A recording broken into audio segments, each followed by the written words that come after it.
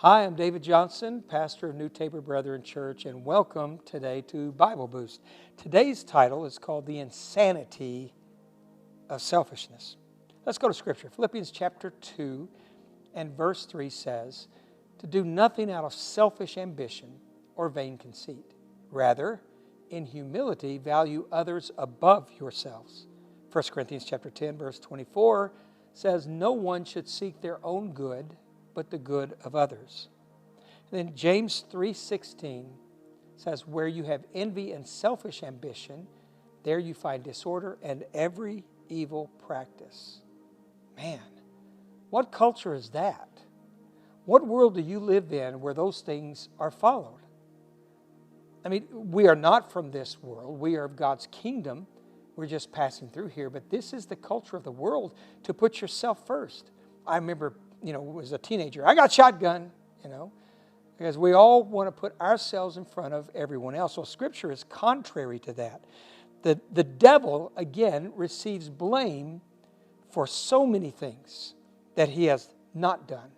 And selfishness is not something that he has done. This is something that we've come up with.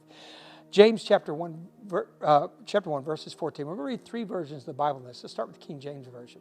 It says, but every man is tempted when he is drawn away by his own lust and enticed. The New Living Translation says that temptation comes from our own desires, which entice us and drag us away. CSB translation says, but each person is tempted when he's drawn away and enticed by his own evil desire. Now, Satan isn't mentioned in any one of those things. So when it comes to us being selfish, this is us. This is something that we're doing. While Satan is the father of all lies, he is not a God, and he cannot do all that he is credited to do. He can't. A lot of this is us. And one of our most sinister creations is selfishness, because selfishness is human creation. It's ours. We need to own this. We need to understand this comes from our own minds. And where do you find selfishness? Well, I've seen it on church boards.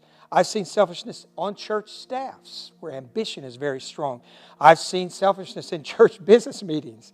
And I'm using the church a lot because if it's here, it's everywhere. I've seen people be selfish in their marriages, in their families, in their jobs, in their business dealings.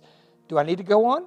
Do I need to elaborate more on all these things? Selfishness is an epidemic, pandemic. It is everywhere, and it's very dangerous to your life as a Christian and as a person, period. It gets so severe, selfishness does, that it seems like mental illness. This is why we call this the insanity of selfishness, because it can warp people. It makes them think differently. It causes them to react differently. Not what we were created to be or our divine purpose dictates. And sometimes you see someone who's very selfish and you'll think, what's wrong with that person? They're just selfish. And they've given into that selfishness. Oh, child of God, please, if you have this in you, begin to confront it. Dare to defy it and put it down, because it's not befitting a child of God. The culprit of selfishness is it's usually self-imposed. It's something that we've done to ourselves while we want to blame the devil.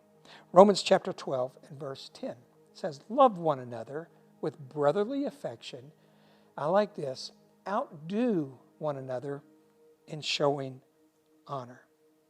Promote others. And you know what will happen? God will promote you. So please defy selfishness. Let God promote you. You don't need to toot your own horn. God bless you. We'll see you next time on Bible Boost.